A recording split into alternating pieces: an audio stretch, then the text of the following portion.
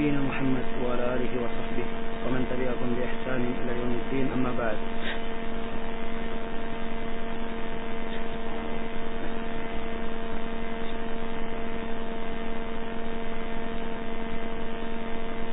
Baik, di sini banyak pertanyaan ya, kelihatannya tidak semua pertanyaan yang bisa kita jawab karena waktu. Iya. Maka kita jawab yang di sini. Ada yang bertanya, setelah sholat sunnah ada doanya atau adakah doanya? Yang mana? Katanya setelah sholat sunnah ada doanya. Yang mau anda tanyakan, doanya angkat tangan atau tidak angkat tangan? Ya, setelah sholat sunnah tidak ada doa khusus. Setelah sholat sunnah sama setelah sholat wajib tidak ada doa khusus ya. Kecuali kalau sholat sunnah tersebut terkait dengan tuntunan doa, seperti misalnya sholat malam yang dilakukan memang di akhir malam, itu pun bukan karena sholatnya, tapi karena di akhir malamnya dia berdoa ya, karena di akhir malamnya. Atau setelah sholat istisqa boleh saja seorang berdoa mengangkat tangan, tidak ada masalah. Adapun setelah rawatib misalnya tidak ada doa khusus setelah sholat rawatib. Kalau ingin berdoa ada tempat-tempat mustajab berdoa, antara dan qomat pada saat seorang itu sujud. Sebab Nabi bersabda, aqrabu ma bainal abdi wa baina rabbih wa huwa sajid. Dekat-dekat seorang hamba dari Rabbnya dan ia dalam keadaan sujud. Demikian pula di akhir tasyahud sebelum salam. Nabi bersabda, wal yatakhayyar minad du'a ma syaa.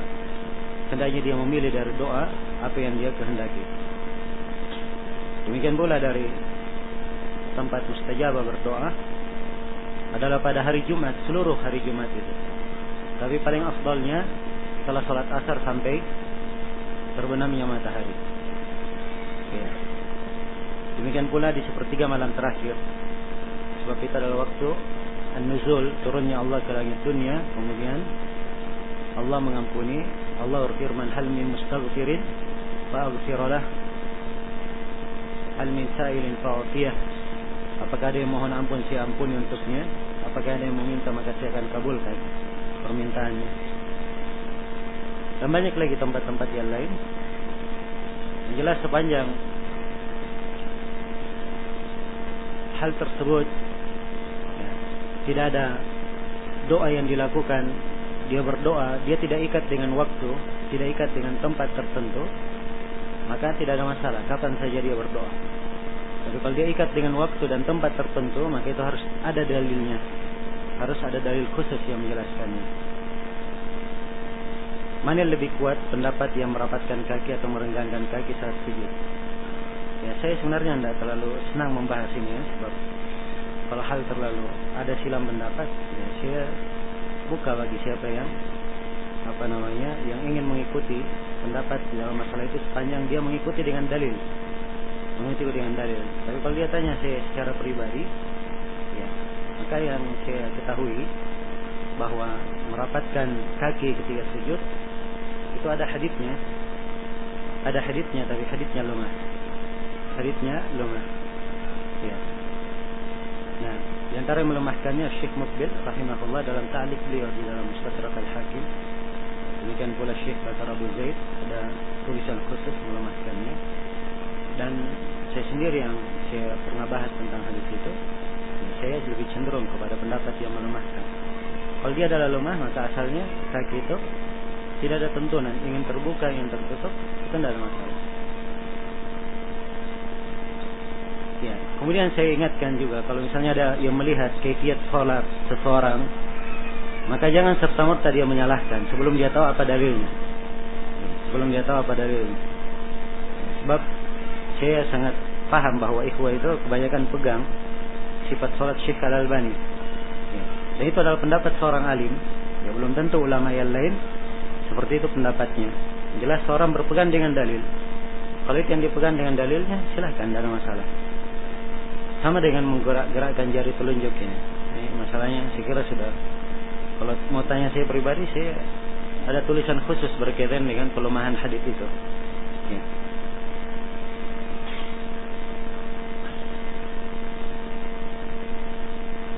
Apakah salah jika kita tidak pernah mau menjadi imam dikarenakan kita harus berada di mihrab?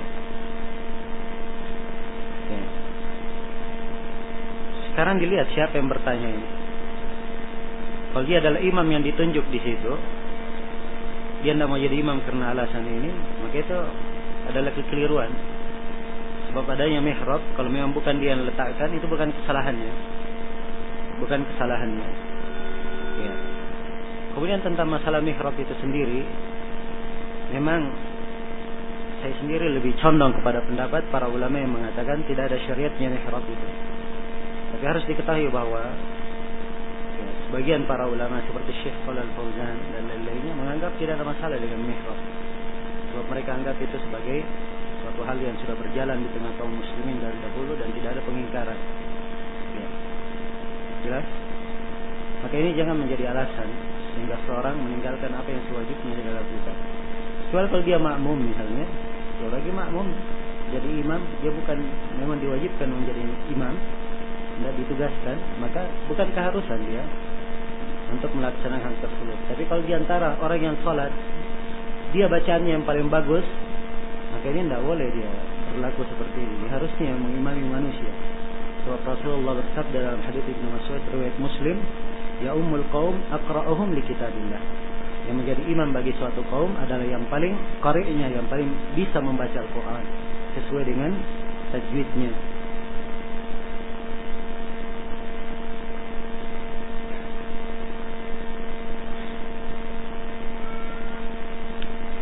Apakah berdosa jika kita dahulu pernah salah memberi jawaban dalam masalah fikih dan kita tidak mendapati orang yang dahulu bertanya kepada kita setelah kita tahu jawaban yang benar? Dilihat kalau dia dahulu ketika dia menjawab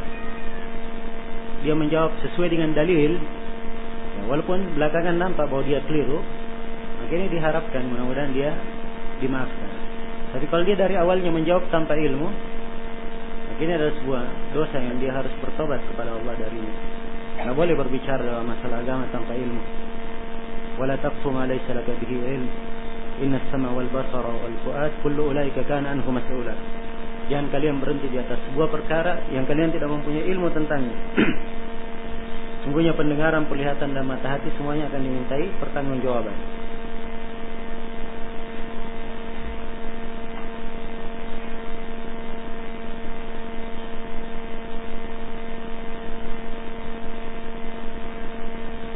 Saya bekerja pada suatu usaha di dalamnya penuh dengan kesyirikan dan pengusahanya selalu membuat tumbal untuk melancarkan rezekinya. Pertanyaannya, apa hukum bila saya bekerja padanya? Halalkah hasilnya? Saya tidak tahu ya jenis usahanya apa supaya kita memberikan hukum. Kalau usahanya dia katakan kesyirikan, saya tidak tahu apakah prakteknya atau barang yang dia jual itu adalah barang-barang dia menjual patung misalnya atau menjual apa, saya nggak paham. Ini kan beda hukum-hukumnya. Ya. Dan saya tidak mengerti apa yang diinginkan oleh penanya. Kalau orangnya sendiri, misalnya si pengusaha berbuat kesyirikan, usahanya halal, dan dia jual barang yang halal, itu tidak ada masalah, urusan dia. Ya. Jelas ya? Walaupun kita nasihatkan kalau dia mencari ya, teman kerja yang baik, tempat kerja yang baik itu lebih afdal baginya, itu lebih utama baginya.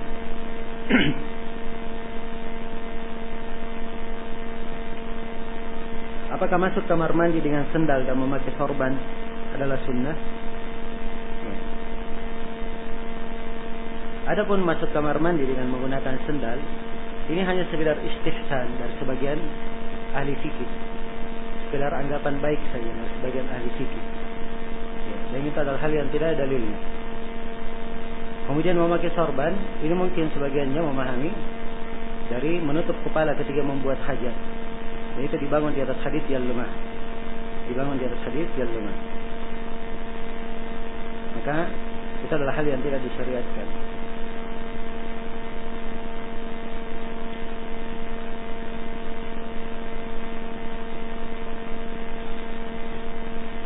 Apakah pendapat Imam Bukhari tentang aurat itu hanya kemaluan Tidak antara pusar sampai lutut adalah pendapat yang kuat.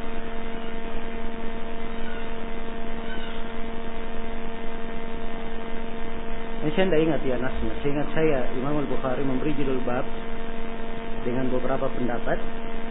Ada yang mengatakan kemaluan saja, paha dengan lutut bukan aurat. Dan ada yang mengatakan aurat. Maka Imam Al-Bukhari mengatakan pendapat yang mengatakan aurat, lutut atau paha itu bukan aurat, ini kuat. Tapi pendapat yang mengatakan aurat dan lutut itu lebih hati-hati. Nah, itu yang saya ingat saya. Perlu diperiksa kembali ya. Yang jelas di dalam masalah ini berkaitan dengan masalah aurat, yang benarnya bahwa aurat itu adalah sampai lutut, dari lutut sampai pusar bagi siapa? Bagi laki-laki dengan laki-laki. Ya, adapun perempuan dengan perempuan, sebagian para ulama juga berkata seperti itu. Kata mereka berdalilkan bahwa ar-rijalu atau an-nisa'u syaqa'iqur rijal, perempuan sama dengan laki-laki. Ya, tapi yang benarnya bahwa antara perempuan dengan perempuan auratnya adalah apa yang wajar biasa dilihat saja. Apa yang wajar biasa dilihat.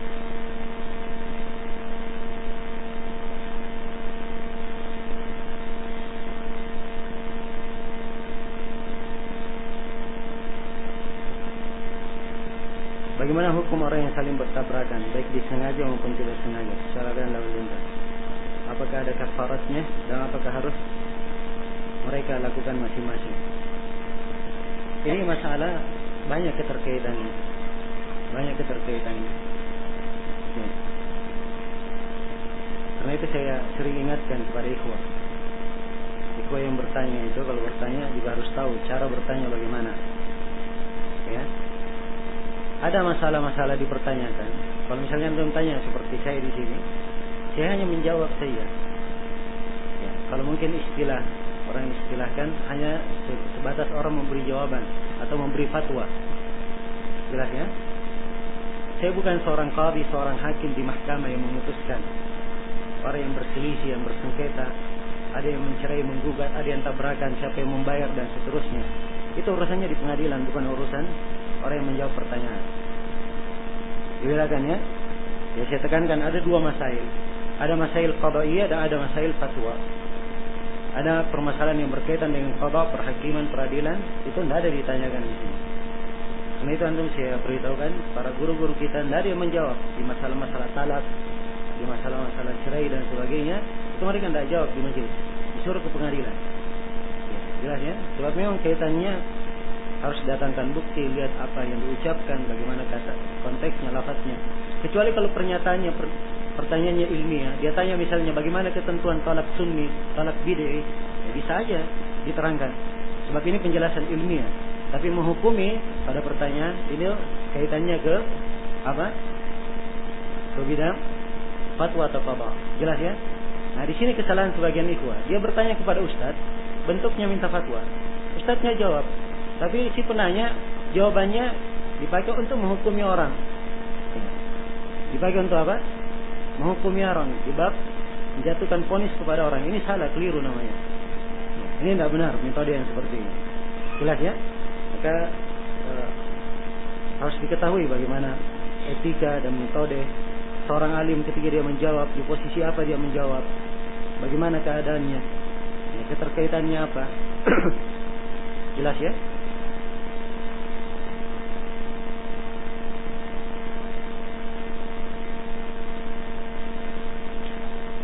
Bagaimana pendapat yang kuat apabila bertemu dua Id, Idul Adha dan Jumat?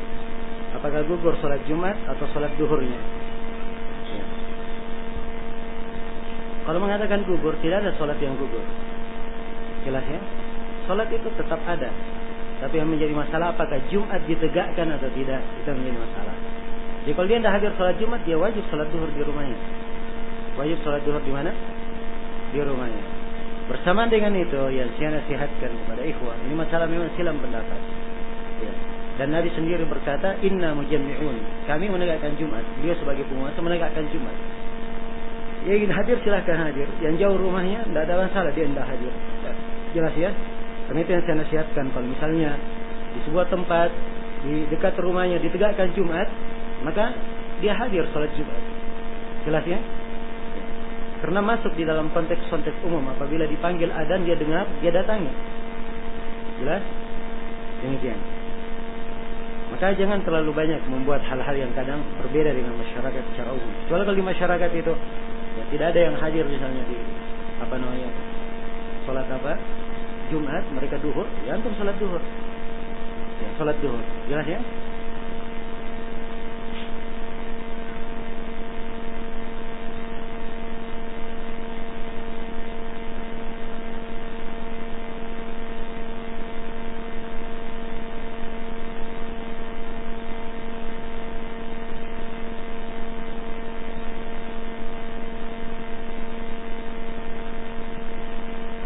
Bagaimana cara kita menjaga maklumat setelah berapa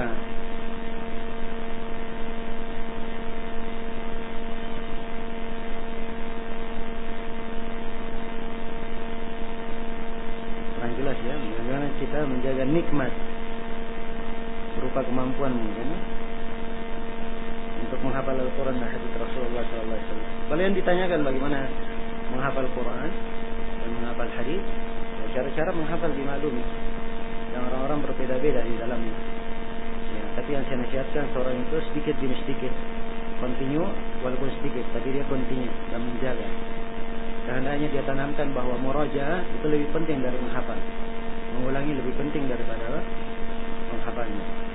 Kemudian yang kedua, kalian ditanyakan tentang bagaimana agar supaya hafalannya tetap kuat, nah, maka banyak cara yang bisa ditempuh dalam hal tersebut. Ya, ini ada ceramah-ceramah khususnya ya, tentang hal ini. Mungkin bisa di waktu lain insyaallah. Dan mungkin bisa diperiksa tema-tema yang berkaitan dengan ilmu. Banyak kita uraikan tentang hal itu. Bagaimana nasihatnya untuk para penuntut ilmu agar terhindar dari berbagai fitnah dunia, harta, perempuan yang sangat dahsyat di akhir zaman ini? Ya betul, semua fitnah-fitnah ini adalah hal yang mengkhawatirkan. Ya, mengkhawatirkan seorang mukmin dan mukminah. Ya, karena itu panjang kita semua sadar kita ini di masa fitnah. Hendaknya kita berlomba-lomba untuk melakukan amalan yang menghindarkan kita dari fitnah. Yang menghindarkan kita dari fitnah. Di antara hal tersebut yang menjaga seorang supaya dia terhindar dari fitnah, yang pertama dia berpegang teguh dengan Quran dan Sunnah. Kemudian yang kedua dia giat menuntut ilmu. Giat menuntut ilmu. Kemudian yang ketiga dia giat beribadah. Lagi di masa fitnah kata Nabi, al-ibadatu fil haraj ka hijratin ilayya, beribadah di masa orang saling membunuh, maksudnya secara umum di masa fitnah itu seperti orang yang berhijrah kepada, seperti orang yang berhijrah kepada. Kemudian yang keempat, dia banyak duduk dengan orang-orang yang salih, orang-orang yang baik. Ya. Sebab kalau dia duduk dengan orang yang baik, terpengaruh dengan kebaikan dan akhlak orang-orang yang baik. Tapi kalau dia duduk sama orang-orang yang jelek, maka mungkin dia akan cenderung ikut kepada hal yang jelek. Dan Nabi SAW telah berwasiat dengan sebuah wasiat yang sangat indah, memberi perumpamaan di dalam hadits Abu Musa al-Asy'ari yang diriwayatkan oleh Imam Al-Bukhari dan Imam Muslim. Beliau menyatakan, "Matsalul jalisis salih wa jalisis su' kahamilil miski wa nafihil kir." Perumpamaan teman duduk yang baik dan teman duduk yang jelek bagaikan orang yang membawa minyak wangi dan orang yang meniup api. Bagaimana itu pembawa minyak wangi? Dia bawa minyak wangi, pedagang jual minyak wangi. Mungkin minyak wanginya dia jual kepadamu. Atau kalau tidak mungkin dia hadiahkan, coba minyak wangi. Kalau tidak, engkau akan mencium bau harum di sekitarnya. Ini teman duduk yang baik. Mungkin kita diberikan manfaat ilmiah, diajarkan.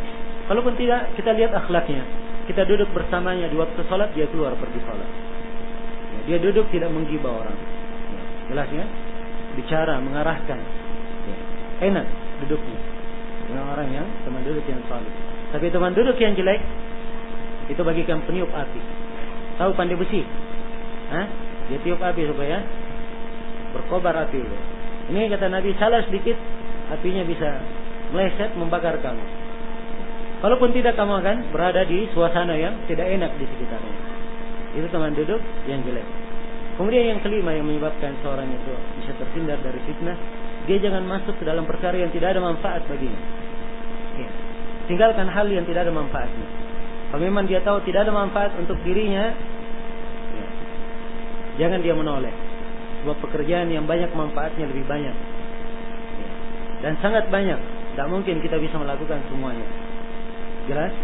Itu mungkin beberapa hal yang bisa saya ingatkan.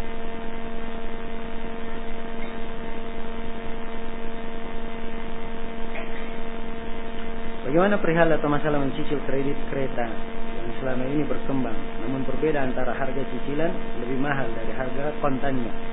Apakah ini termasuk riba atau syubhat dan bagaimana cara menyikapinya? Ya. Kredit itu atau mencicil, seperti yang saya sebutkan semalam, itu punya 5 bentuk dalam sisi hukum fikih. Ya. Ada namanya bai'ut taqsid. Bai'ut taqsid ini boleh. Jelasnya? Dia kasih tawaran harga kalau kontan 13 juta. Kalau cicil selama setahun 15 juta. Jelas? Saya pilih cicil sudah selama setahun 15 juta. Dengan akad yang telah dimaklumi, saya bayar tiap bulannya berapa.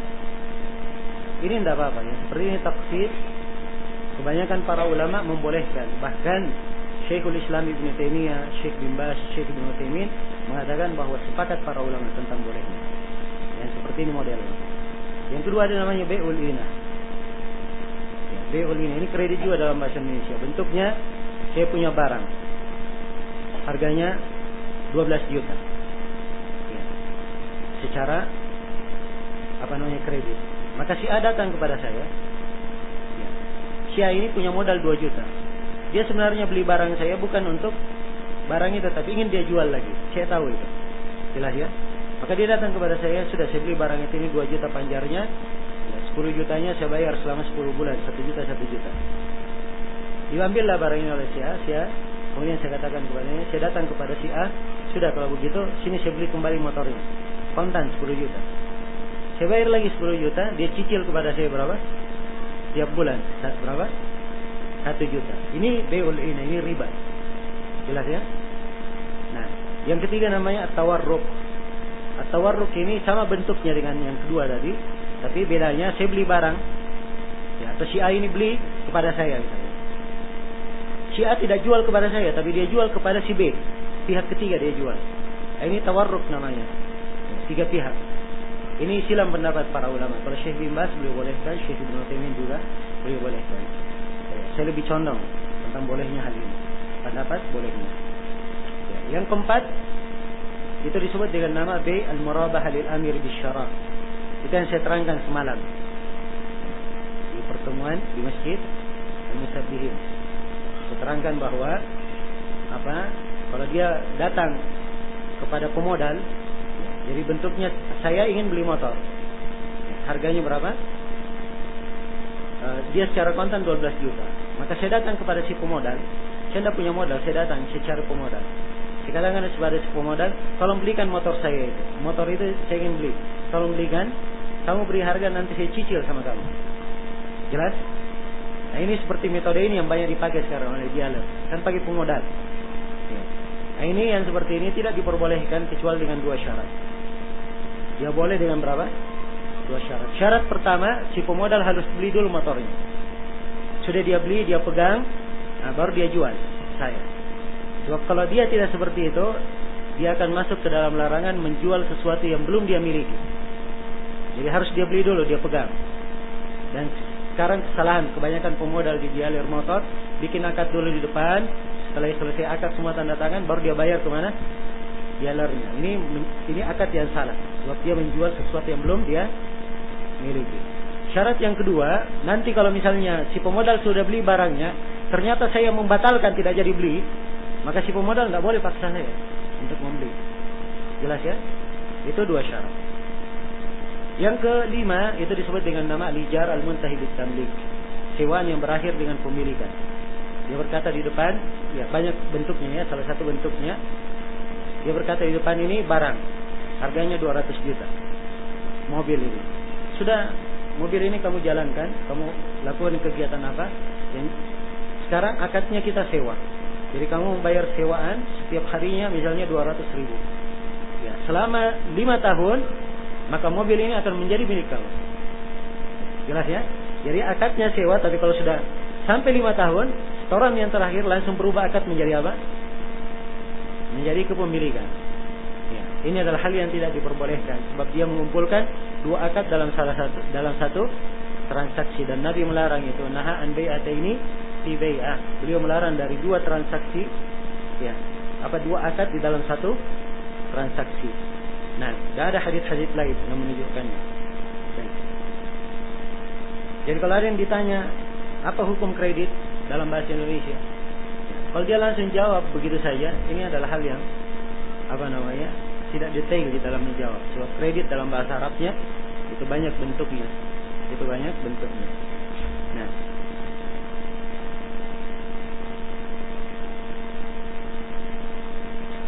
zakat mal yang harus dikeluarkan selama setahun berapa rupiah?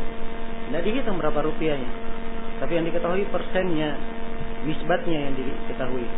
Kalau dia punya emas, zakat mal yang dia tanya ya, zakat mal itu emas, perak, atau uang yang senilai dengan apa? Emas dan perak, sebab punya nilai tukar. Ya. Kalau emas itu nisabnya 85 gram. Kalau dia sudah sampai emas senilai 85 gram, dia pegang selama setahun, ya, maka dia wajib keluar zakat 2,5%. 5%. Kalau perak nisabnya 595 gram. 595 gram. Dia pegang selama setahun. Jelas ya? Jadi kalau dia punya uang, dia tanya harga perak misalnya berapa. Anggaplah harga perak misalnya 10.000, anggap ya. Ini contoh saja. Mungkin di pasaran 220.000, mungkin 17.000. Anggaplah 10.000. Berarti nisabnya berapa? 5.950. Ya. Jadi kalau dia punya uang 5.950 sudah dia pegang selama setahun, maka dia keluarkan berapa? 2,5%. Jadi kalau emas 85 gram, dia tanya, emas 1 gramnya berapa? Anggaplah misalnya 1 gramnya 100.000. 1 gramnya 100.000, berarti 8.500.000. Kan begitu? Ya sudah 8.500.000. Kalau sudah sampai dia pegang 8.500.000 dalam setahun, dia keluarkan 2,5%.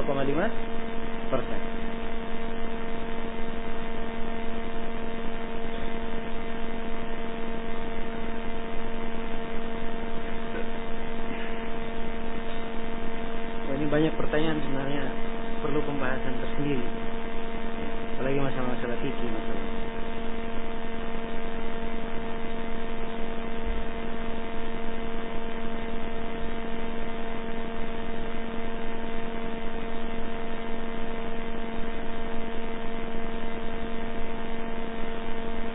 Bagaimana hukumnya membuat rumah bergandengan dengan bagian arah kiblat, di mana di rumah tersebut ada kamar mandi dan WC?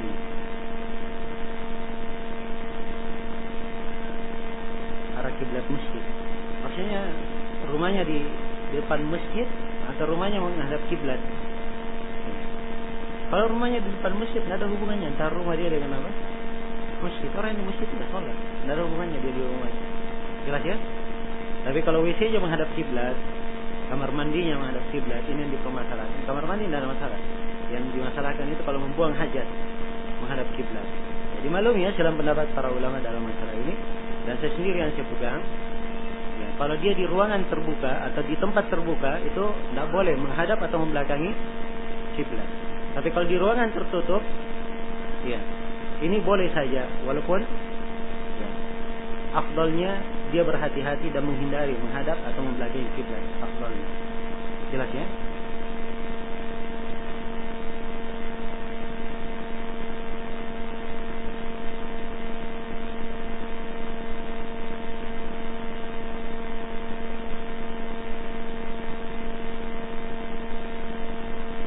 Ya, tadi berkaitan dengan masalah meninggalkan salat.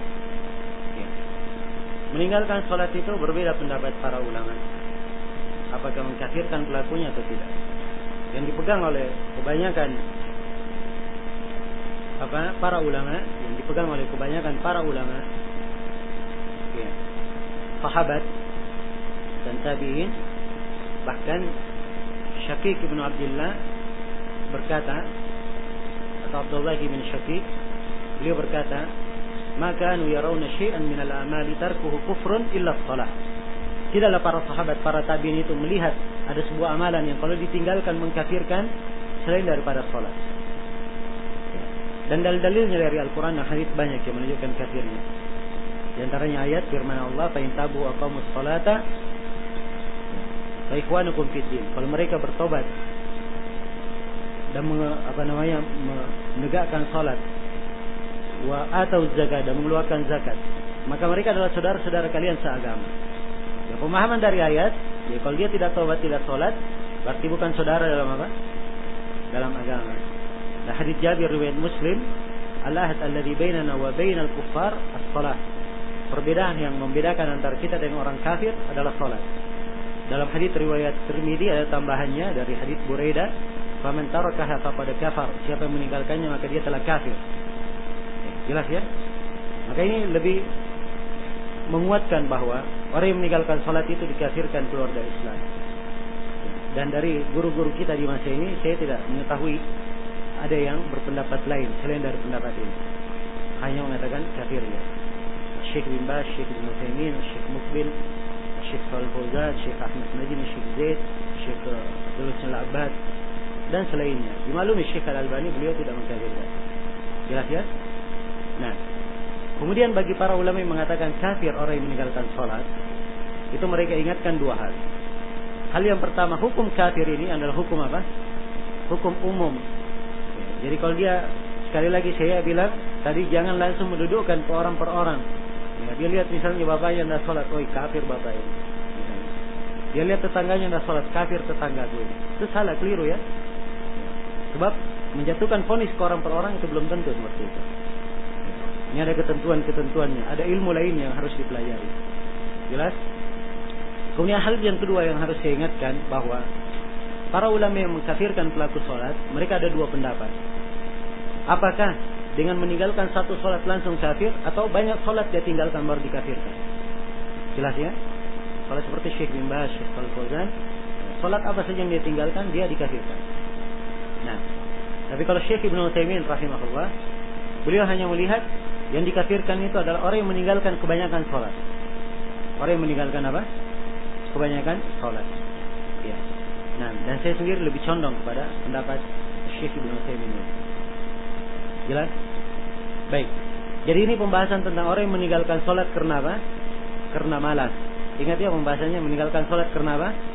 Karena malas. Adapun kalau dia meninggalkan sholat, dia ingkari kewajiban sholat, itu tidak ada silang pendapat di kalangan para ulama tentang kafirnya. So, siapa yang mengingkari bagian dari agama, dia dianggap kafir, keluar dari Islam.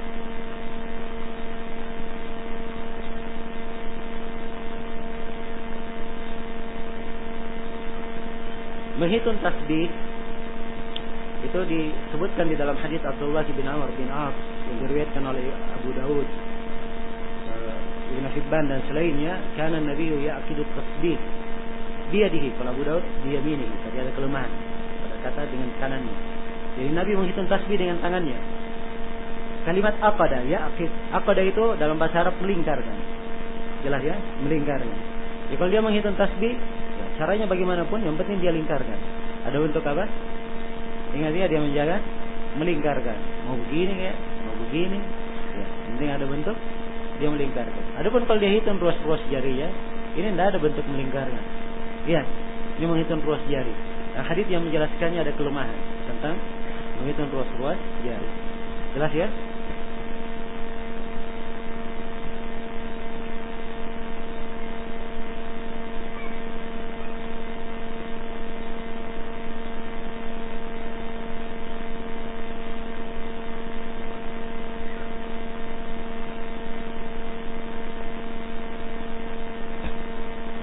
Bagaimana mengkompromikan antara dua hadis yang nampak bagi kami bertolak belakang? Yakni Rasulullah menyuruh untuk salat 2 rakaat sebelum seorang duduk.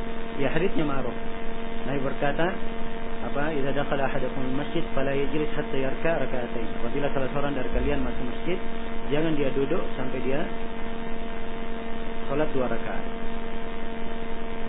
Dan hadis tentang datangnya 3 orang ke ta'lim. Yang pertama duduk ya, di depan, yang kedua di belakang, yang ketiga berpaling. Ya jawabannya tidak ada pertentangan. Sebab itu hadis hanya menghikayatkan datang dan duduk di majelis. Ya, tidak diterangkan di dalam hadis bahwa dia tidak sholat sunnah langsung duduk. Diterangkan nggak dalam hadis? Dia tidak sholat 2 rakaat langsung duduk. Diterangkan atau tidak? Tidak diterangkan. Sepanjang tidak diterangkan, mungkin saja dia sholat dulu baru apa? Baru dia duduk. Tapi rawi hanya meringkas, menyampaikan apa yang perlu disampaikan. Jelas ya? Tidak ada kontradiksi.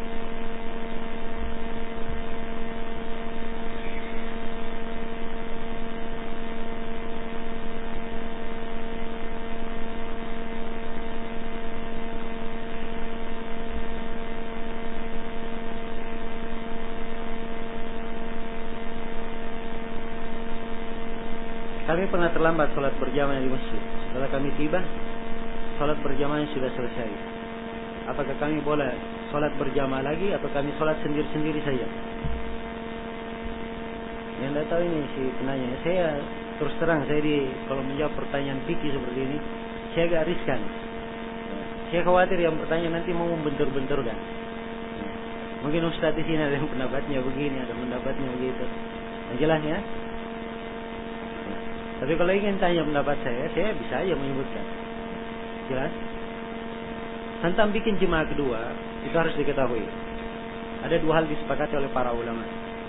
Kesepakatan pertama, jemaah kedua itu adalah hal yang diharamkan kalau 2 sekaligus di masjid. Itu diharamkan, sepakat para ulama. Yang kedua, jemaah kedua itu dibolehkan, sepakat para ulama kalau di masjid tidak ada imam tetapnya. Masjid tidak ada imam tetapnya, boleh bikin jemaah berapapun tidak ada masalah. Seperti masjid di bandara, masjid di pelabuhan, masjid di terminal, tidak ada imam tetapnya, bikin jemaah berapapun tidak ada masalah. Jelas ya? Hal yang ketiga, masjid yang punya imam ratib, imam tetap. Inilah yang silang pendapat para ulama tentang bikin jemaah kedua. Silang pendapatnya bukan dalam masalah haram tidaknya, tapi dalam masalah makruh tidaknya. Itu harus diketahui. Dalam masalah apa? Makruh tidaknya. Jadi antum ribut-ribut dalam masalah ini juga tidak cocok. Ya. Jelas? Ya, kalau antum tanya saya secara pribadi, saya kuatkan dalam pendapat kebanyakan para ulama, dan di masa ini saya tidak mengenal ada yang menguatkan pendapat lain selain dari Syekh Al-Albani. Ya. Syekh Al-Albani Allah yarhamuh, beliau kuatkan pendapat tidak boleh bikin jemaah kedua. Kalau jumhurul ulama dan kebanyakan ulama kita di masa ini, Syekh Al-Albani, Syekh Al-Mu'tamin, Syekh Muqbil dan lain-lainnya, semuanya boleh ada jemaah kedua, bikin jemaah kedua. Sebab mereka melihat hadis-hadis yang menjelaskan tentang hal itu dan melihat keutamaan salat berjamaah. Ya.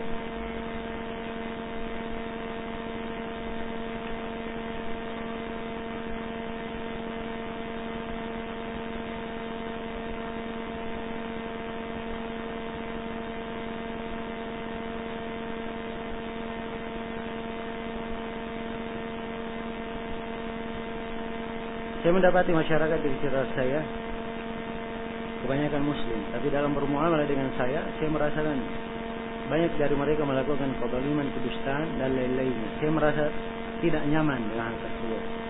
Ya, jelas ya, seorang dari merasa nyaman dengan hal-hal yang seperti itu. Tapi demikianlah seorang muslim, dalam hidup itu pasti ada rintangan, tantangan. Harus ada kesabaran. Kalau memang dia tinggal di masyarakat yang kurang bagus, ya dia boleh cari lingkungan yang bagus masyarakatnya. Lingkungan yang bagus masyarakatnya kalau dia punya kemampuan. Kalau dia hanya punya kemampuan di situ, dia bersabar saja sambil menasihati, mengajak mereka. Dan sekarang alhamdulillah cara mengajak itu banyak. Kalau tidak bisa dengan berbicara, menyampaikan, beri buku supaya dia baca, beri kaset dia dengarkan. Jelas ya? Beri kaset dia dengarkan. Nah, dan banyak cara seorang mengajak kepada kebaikan.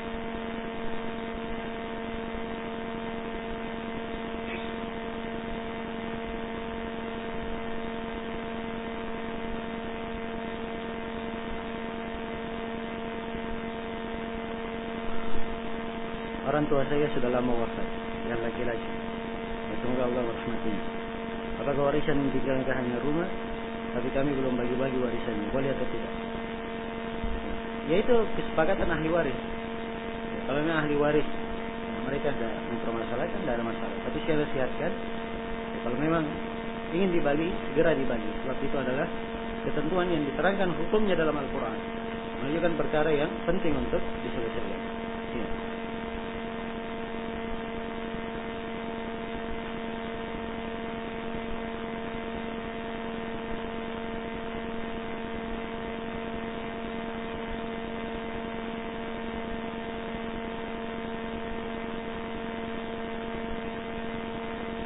Apakah ada contohnya atau dalil dari Rasulullah seorang masbuk berjalan mendekati sutra berjamaah apabila si imam telah selesai?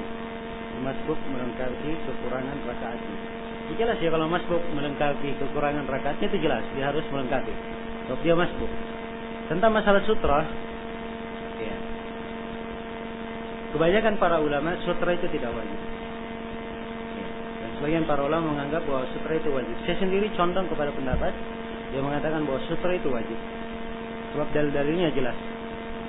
Ya, dalil-dalilnya jelas. Tapi di sini ada satu permasalahan yang kadang sebagian ikhwah samar di dalam masalah ini. Ya. Sekarang kewajiban sholat menghadap ke sutra itu kapan? Ketika akan sholat atau dari awal sholat sampai akhir?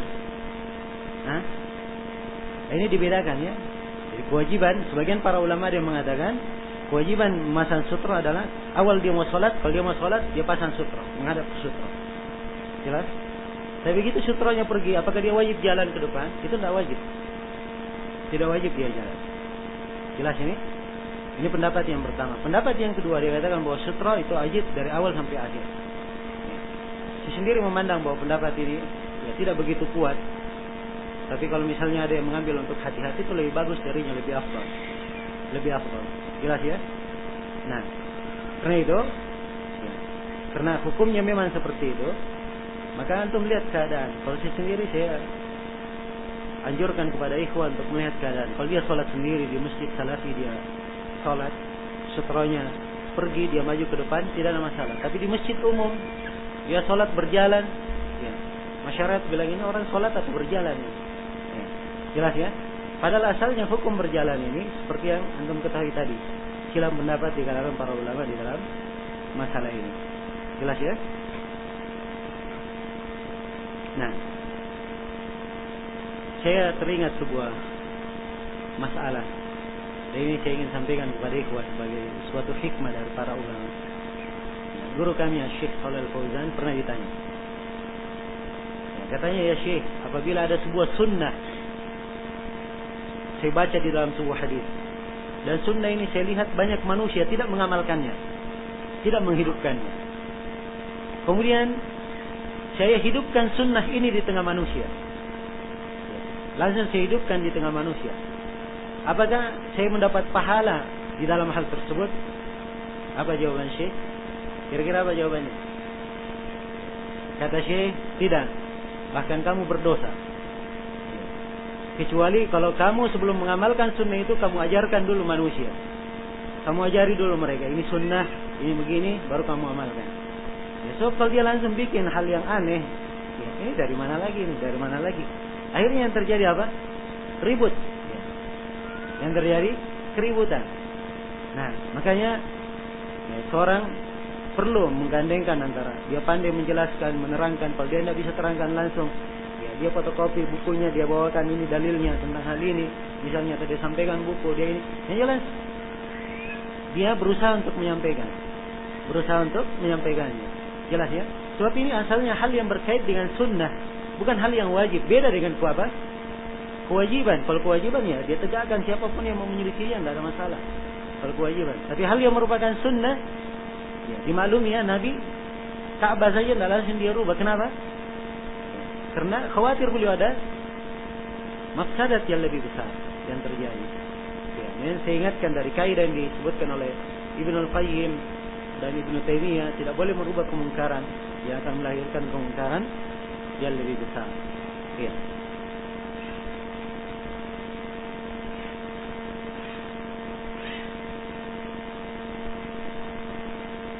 Baik, ini pertanyaan yang terakhir.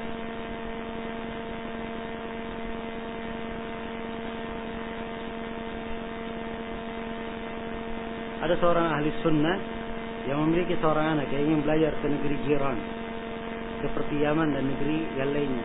Yaman itu bukan negeri jiran, ya jauh Yaman itu. Ya, jauh dia. Bukan tetangga Yaman itu. Hah? Negeri jiran ya, Malaysia, Singapura. Ya. Tapi tentunya nggak ada yang belajar ke Singapura ya. Baik. Di mana di tempat itu menuntut ilmu? Ya, tentang pemahaman as-sunnah. Tetapi harus memiliki ijazah.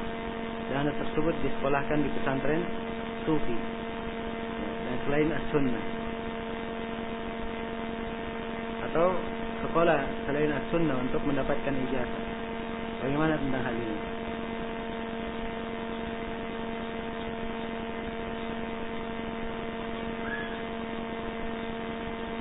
Ya, ini saya nggak paham ya pertanyaannya kemana, arahnya, tekniknya kemana. Ya, kita nanya. Yang jelas saya menasihatkan kepada ikhwah. Yang pertama, siapa yang ingin belajar, dia belajar kemana saja silahkan. Panjang jalan terbuka. Ya, dan jalurnya adalah jalur yang baik dan secara resmi. Jelas ya? Itu yang pertama. Kemudian yang kedua, ya, saya nasihatkan kepada ikhwah agar supaya jangan terlalu berkhayal untuk meraih sesuatu yang kadang dia belum bisa sampai ke sana. Dan ini termasuk kesalahan dalam menuntut ilmu. Kadang sebagian ikhwah, sudah, saya mau langsung belajar ke Yaman saya biar pintar. Saya langsung mau ke Saudi, duduk di para ulama. Dianya sendiri bahasa Arabnya masih nol. Ya. Pemahaman agamanya juga masih minim. Ustadz-ustadznya di Indonesia banyak yang hadir. Mungkin kalau dia ke Yaman, yang ngajari juga anak-anak Indonesia di sana. Ya. Jelas ya? Teman-teman yang dari Indonesia juga yang mengajari mungkin di sebagian tempat di Yaman. Ya. Sebab syekhnya memang mengajar pelajaran umum, tapi apakah dia bisa langsung tangkap pelajaran umum itu? Jelas ya? Karena itu ikhwan fillah, menuntut ilmu itu seorang jangan sekali-sekali dia meremehkan sebuah nikmat.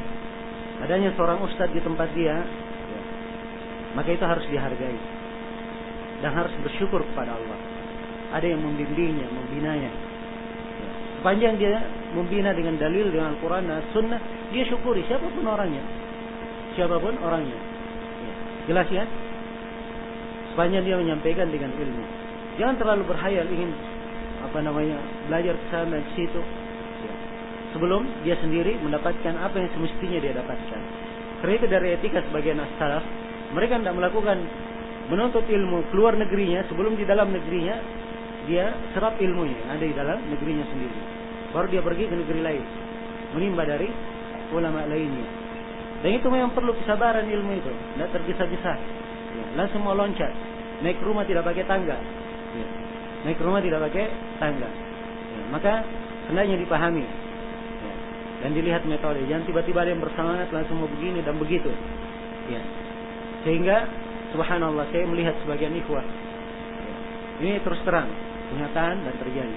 Ada sebagian ikhwah saya lihat sudah datang ke Yaman. Sudah duduk beberapa tahun, tidak ada manfaat dia dapatkan. Tidak ada manfaat yang dia dapatkan. Sebab dia nggak paham apa bahasanya, apa yang dibicarakan. Dia ingin belajar juga sama teman-teman di sana. Siapa yang mau mengajarinya? Semuanya orang sibuk, juga belajar. Jelas ya? Yang lainnya saya lihat di Indonesia. Tiap hari Ustaz, saya mau ke Yaman. Saya sudah siapkan dana. Ini kejadian ini sudah 10 tahun yang lalu. Sampai hari ini belum berangkat juga. Kita lihat. Mau berangkat. Subhanallah. Betapa banyak dia dilalaikan. 10 tahun. Kalau digunakan waktu 10 tahun ini menuntut ilmu, kira-kira apa yang sudah didapatkan? Betapa banyak manfaat yang dia peroleh. Karena itu, saya nasihatkan agar setiap orang itu punya semangat. Tapi ingat, semangatnya pada tempatnya. Ya. Dan sesuai dengan jalan-jalannya, sesuai dengan jalurnya. Orang mau belajar itu ada jalur-jalurnya, ada tahapan-tahapannya, ada tingkatan-tingkatannya. Ya. Sama kalau kita di dalam kehidupan, kan tidak mungkin perahu jalannya di atas darat, tidak mungkin. Perahu itu jalannya di mana? Di air. Ya. Kata seorang penyair, "Tarjun najata walam tasluk masalikaha, inna safinata la tajri 'alal yabasi." Ya, kamu ingin keselamatan, tapi kamu tidak menempuh jalan-jalannya. Perahu itu tidak pernah berjalan di daratan. Ya. Maka ini hal yang saya bisa nasihatkan. Mudah-mudahan ada manfaatnya. Dan di akhir dari pertemuan ini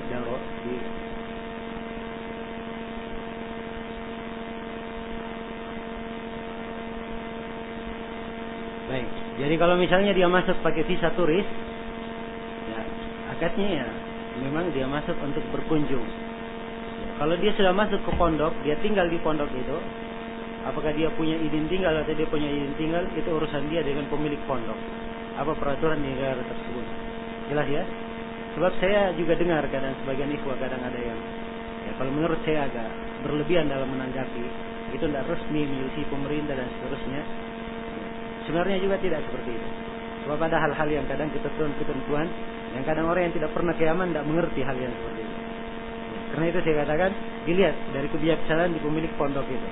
Ya, sebab mereka yang mengerti keadaannya dan mereka lah yang yang memberikan fatwa di situ. Sebab yang duduk di pondok-pondok itu adalah alim ulama dari murid-murid Syekh Mukbil rahimahullahu taala, dan semoga Allah menjaga para ulama Yaman semuanya. Iya. Di akhir dari daurah ini saya menasihatkan kepada diri saya dengan beberapa wasiat kepada diri saya dan kepada seluruh ikhwah. Yang pertama, hendaknya kita semua itu bersemangat ya, untuk meraih kebaikan untuk kita semua. Semangat untuk meraih kebaikan, sibuk dengan apa yang mendatangkan kebaikan. Kemudian yang kedua, seorang hendaknya jangan masuk dalam perkara-perkara yang tidak ada manfaatnya. Kemudian yang ketiga, hendaknya setiap orang itu bersemangat untuk mengajak manusia, memberi hidayah kepada manusia menuju kepada jalan yang lurus. Kemudian yang keempat, hendaknya kita ini semua menjadi orang-orang yang manhaj dan terus bersaudara. Ya.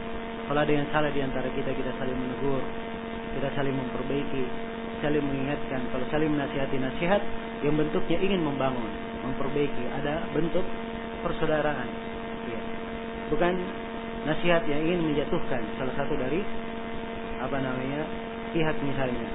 Ya. Kemudian yang kelima, saya berwasiat ya, kepada diri saya dan kepada seluruh ikhwah agar supaya di dalam hidup ini mereka mempunyai pegangan-pegangan yang tepat. Yang pertama, seorang harus tahu bahwa hidup ini sementara, semuanya akan menghadap kepada Allah dan dia akan mempertanggungjawabkan amalannya. Dan kemudian seorang itu dituntut menjadi sebab di dalam kebaikan, ya. Jangan menjadi sebab dalam kejelekan. Nah, andai kata seorang itu menjadi pengikut kebaikan, itu lebih bagus daripada dia menjadi tokoh tetapi di dalam fitnah dan di dalam menyebarkan kejelekan. Ya. Maka ini diantara hal-hal yang hendaknya kita ingat sambil senantiasa saya tekankan pentingnya mempelajari akidah salaf dan teguh di atas pemahaman akidah. Sebab itulah yang membuat dasar seseorang itu kuat. Dia menghadapi masalah apapun tidak ada masalah. Tidak akan terlalu berpengaruh bagi masalah itu. Sebab dia punya dasar-dasar akidah yang sangat kuat. Ya. Setiap kali ada syubhat, ada permasalahan, dia kembalikan kepada pemahaman akidahnya, akan terselesaikan insyaallah taala. Ataupun kalau tidak, dia akan mendapatkan obat atau penyelesaiannya. Ataupun kalau tidak, dia akan mendapatkan cara bagaimana menghindari permasalahan yang dihadapi. Ya. Semoga Allah Subhanahu wa taala memberikan taufik dan hidayahnya kepada kita semua. Dan saya mohon maaf atas segala macam kekurangan dan kesalahan. Subhanakallahumma bihamdik asyhadu an la ilaha illa anta astaghfiruka wa atubu ilaik walhamdulillahi rabbil alamin. Wassalamualaikum warahmatullahi wabarakatuh.